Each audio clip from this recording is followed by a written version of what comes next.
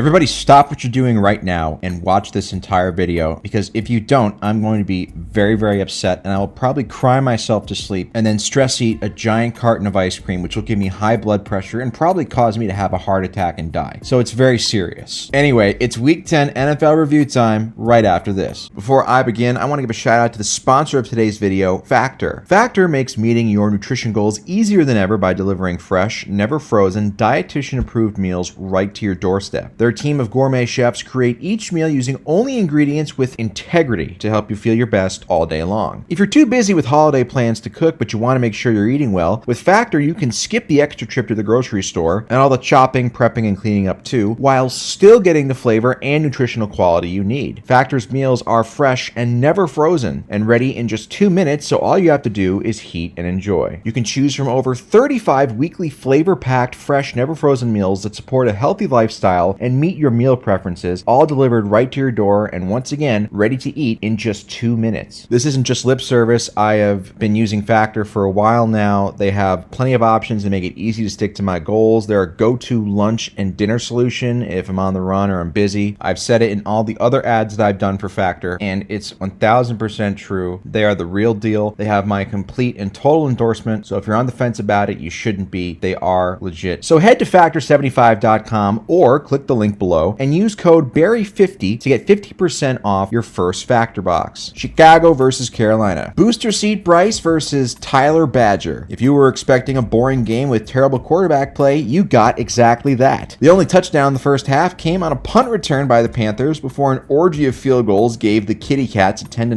halftime lead. Chicago went up 16-10 after a Deonta Foreman touchdown run in the third quarter. This was the only offensive touchdown in the game, by the way. How riveting. Spud Webb would have 3 chances over the last 1.5 quarters to tie or take the lead. The first ended on a punt. The second ended with a field goal to make it 16-13 with 11 minutes left. And the final drive ended with a controversial 59-yard field goal attempt that ended up missing. The most controversial Third Reich decision ever made. Chicago would then get a first down to drain the clock, and Carolina's decision to draft Muggsy Bogues over CJ Stroud continues to look worse and worse by the day. It's a very, very tough scene when your numbers are comparable to Jamarcus Russell. Yeah. Indianapolis versus New England. A bunch of Patriots trying to stop the SS, Shane Steichen, from winning in Germany? Not the first time that's happened. It's a good thing for the NFL that Europeans enjoy boring, low-scoring affairs, soccer, because this game was exactly that. Both teams scored on their opening drives to make it 7-3 Indianapolis, before it stayed that way until midway through the fourth, when the teams exchanged field goals to make it 10-6, before Mac Jones threw the worst pass of his career, which is saying something. A terrible, underthrown red zone interception with 4 minutes left. Sociopathic MILF hunter Bill Belichick had finally seen enough and decided to bench him for Bailey Zappi, on New England's final drive, which unsurprisingly ended with another terrible interception on a fake spike. Mac is terrible, but replacing him for Zappi is like swapping out poop for pee. The only bad part about the Patriots losing so much is having to listen to Brady fans revise 20 years of history as if the Patriots rosters were always this bad. No amount of gaslighting that you assholes do will change the fact that Brady was the luckiest quarterback ever and had great teams around him for most of his time with the Patriots. San Fran versus Jacksonville. Chase Young in Florida? Shout out Wander Franco. I expected this to be one of the best games of the week, and it turned out to be shit! No offense to 2 girls, 1 cup. Speaking of no offense, the Jags continue to come up short on that side of the ball, as Trevor Lawrence still is not the generational quarterback he was hyped up to be, especially in this game, throwing 2 interceptions and leading his team to just 3 points in this brutal 34-3 home loss. Brock Purdy bounced back from his little slump to put up huge numbers, as this game was never close. I fully admit that I cried after Christian McCaffrey was kept out of the end zone despite San Fran's best efforts to get him in. This 49ers team is still a load, no offense to Mia Khalifa, and I expect to see them in the NFC Championship game again versus my Eagles. As for Jaguar fans, I hate to break it to you, but your division is no longer looking like the cakewalk that it was a couple months ago, especially now with CJ Stroud emerging. You guys need Trevor to take another leap or else you're in trouble. Tampa Bay versus Tennessee. This game started off promising for the Tits as they took a 3-0 lead and picked off Bagel boss Baker Mayfield, but that was as good as it got for them. After a bunch of punts by both teams, Tampa took the lead on a gorgeous throw from Mayfield to Rachaad White, not to be racist, putting Tampa up 7-3 at halftime. Tampa then extended the lead to 10-3 and then 17-3 on back-to-back drives in the third quarter, forcing the Titans into a more pass-heavy offense, which went about as well as you'd expect, with Billy the Kid Levis at quarterback. The Titans would get the ball to the Tampa 6-yard line down 14 early in the fourth, but had to settle for a field goal. Tampa then kicked a field goal to make it 20-6 with 7 minutes left before Levis threw an interception. Tennessee Cincy would get 2 more drives down 14, but got nothing out of them to make Brazzer's dad, Mike Vrabel, very upset and dropped them to 3-6. Tampa Bay improved to 4-5, which is the exact same record they had through 9 games last year with you-know-who at quarterback. Is Baker Mayfield the GOAT? The stats don't lie, folks. Houston versus Cincinnati. If last week was CJ Stroud's arrival, then this week was his confirmation that he's here to stay. Cincy took an early lead when Joe Stool threw a deep touchdown to somebody other than Jamar Chase for once. Houston then went on a 20-0 run to go up 20-7 midway through the third quarter before Cincy fought back. Burrow found Chase on a 64-yard touchdown to make it 20-17 Houston entering the fourth, but Stroud responded with a not sneaky touchdown run to go up by 10. Burrow then threw 2 terrible interceptions with his noodle arm, and the game looked to be over. But Stroud, in an effort to make Panthers fans feel a little bit better about drafting Earl Boykins over him, decided to throw a terrible interception to set up a short Cincy touchdown to make it 27-24. Houston then punted, and Burrow hit another 64-yard pass to set Cincy up with a great chance to win, but Houston's red zone defense, combined with a brutal drop by Tyler Boyd in the end zone, had them settle for a tying field goal with 1:37 left. Stroud didn't blink, hitting several impressive throws to set up the game-winning field goal from 38 yards out to give Houston the win and a stunning 5-4 record. I fully agree that Stroud should be in the MVP convo, but I'm not going to give him extra credit for a game-winning drive that he needed in the first place because he made some bad decisions late in the game. Stop it. Use common sense, people. Pittsburgh versus Green Bay. Honest to God, I thought this game was going to have a final score of like 7-6 or something, so I was pleasantly surprised by the high-scoring first half. Somebody must have told Kenny Pickett that it was the fourth quarter early on because he led Pittsburgh to 2 early touchdown drives to put the Steelers up 17-7 midway through the second quarter before Jordan Love threw his second first-half touchdown to make it 17-13, but the Packers missed the extra point, which would become important later on. Green Bay temporarily took a 19-7 lead in the third quarter thanks to back-to-back field goals, but Pittsburgh then took a 20-19 lead into the fourth. Punts were exchanged before Pittsburgh kicked another field goal to go up 4 with 5 minutes left. Love would have 2 more chances to win the game, but he shit his pants, throwing a terrible end zone interception with 3.5 minutes left. Packers got the ball back one more time with a minute left and no timeouts, but the game would end with another Love end zone interception as time expired to drop Green Bay to 3-6 and somehow improve the Steelers to 6-3. I've never seen a team slam its dick into the door repeatedly and still somehow win as much as the Steelers team. They just refuse to take no for an answer, much like franchise legend Ben Roethlisberger. Cleveland versus Baltimore. The game began with Deshaun Watts under the towel, misplacing his balls again, resulting in a Baltimore touchdown. The Ravens then quickly went up 14-0 on a touchdown run before a field goal battle broke out, giving Baltimore a 17-9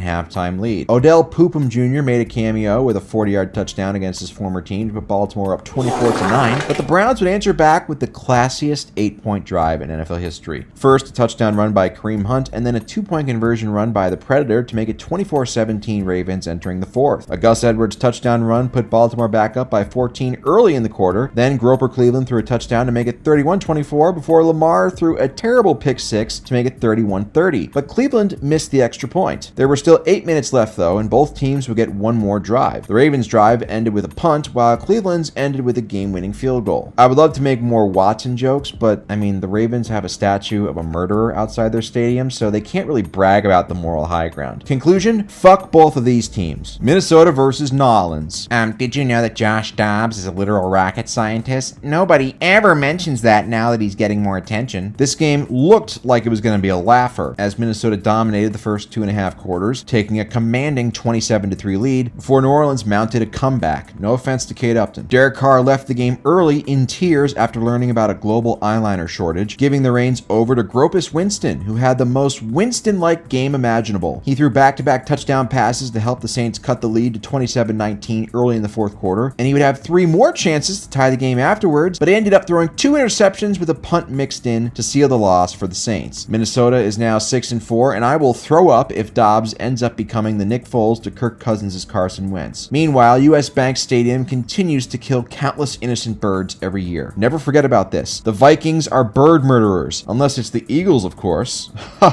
Detroit versus the Chargers. The most exciting game of the weekend to me. The game began with field goals before the Lions used 2 Jahmyr Gibbs touchdown runs to go up 17-3 midway through the second quarter, and it easily could have been even more if not for an LA goal line stand following a Herbert interception. For all of Herbie fully loaded's inconsistency, he did show up to play in this one. He threw a touchdown to make it 17-10 before David Montgomery broke off a 75-yard touchdown run to put the Lions back up by 14. Austin Eckler then did what he does best, which is vulturing away touchdowns at the goal line to juice his his stats to make it 24-17 Detroit at halftime. Herbert then tied the game at 24, shout out to American hero Jack Bauer, but Mr. Jared Goof came right back with a touchdown to Amon-Ra St. Brown. Herbert then whipped out his Quentin Johnston that is, on 4th and goal from the 1 to tie the game back up at 31 early in the 4th. Goff again responded with a touchdown pass, this time to a generic white tight end named Brock Wright. Herbert then threw his 4th and final touchdown pass of the day to old reliable Keenan Allen to tie the game at 38 with 3:34 left, but then Herbert disgustingly told his defense to give up a game-winning field goal, which they did, as Detroit kicked a 41-yard field goal as time expired to win 41-38. I still don't think the Lions will win anything important, but they are a fun story. Arizona versus Atlanta. Personally, I find it pretty fucking funny that the Cardinals are trotting Kyler Murray back out onto the field with a 1-8 record, which is how you know that they don't think he's the quarterback of the future. But nevertheless, he is the best quarterback they have at the moment. Meanwhile, the Falcons and their 1950s Jim Crow run-first offense jumped out to a 14-6 lead late in the first half before Kyler ran for a touchdown with a failed 2-point conversion to make it 14-12 Atlanta at halftime. The teams exchanged field goals in the third before tall white quarterback Clayton Tune ran for a score to give Arizona a 22-17 lead entering the fourth. Tyler Heineken got hurt, so Desmond Ridder was thrown back into the game following a busy morning of DoorDash deliveries, and after a brief lull, ran in a score with 2:33 left, put Atlanta up 23-22, but the 2-point conversion was no good, just like my last marriage. This gave the Cardinals the opening they needed to win the game with a field goal, a common sight on this particular weekend. Murray then pulled some magic out of his ass and got the Cardinals into field goal range, where beer gut Matt Prater won them the game 25-23 to improve them to 2-8 and drop the Falcons to 4-6. Seattle versus Washington. Another game that was more exciting than it had any right to be. Washington went up 6-0 early on a touchdown pass and failed extra point, which, side note, how the fuck do kickers ever miss extra points? Their job is to literally make kicks. That's it. Anyway, the rest of the first half was a bunch of field goals to make it 9-9 at halftime. Washington had a 12-9 lead for less than a minute before Eugene Smith threw a beautiful strike for a touchdown to put Seattle up 16-12. The rest of the third quarter was boring as shit with no points, but the fourth quarter would make up for it. Seattle kicked a field goal to go up by 7. Then Sammy Sachs found Antonio Gibson for a touchdown to make it 19-19. Premarital sex haver Gino was unfazed though, finding Tyler Lockett for a touchdown to go up 26-19 with 3:47 left. Howell would respond with an impressive drive and touchdown pass to Diami Brown, both UNC Tar Heels, a school which, by the way, hasn't produced a good NBA player since the late 90s, to make it 26-26 with 52 seconds left, but 52 seconds was way too much time for Rick Pitino, and also Gino, who led Seattle into field goal range where they kicked the game-winning field goal to win 29-26. I honestly still can't believe that false flag enthusiast Pete Carroll won the Russell Wilson divorce. Dallas versus New Jersey Giants. Don't worry guys, this game would not come down to a field goal as time expired, although it probably would have been much easier to watch if it had. Dallas and their quarterback, Rayne Prescott, yes, that's his real first name, did what they do best, which is beat up and juice their stats against a horrible team. The Giants were literally starting a guy with the same name as Joe Pesci's character from Goodfellas at quarterback, so Dallas unsurprisingly jumped out to a commanding 28-0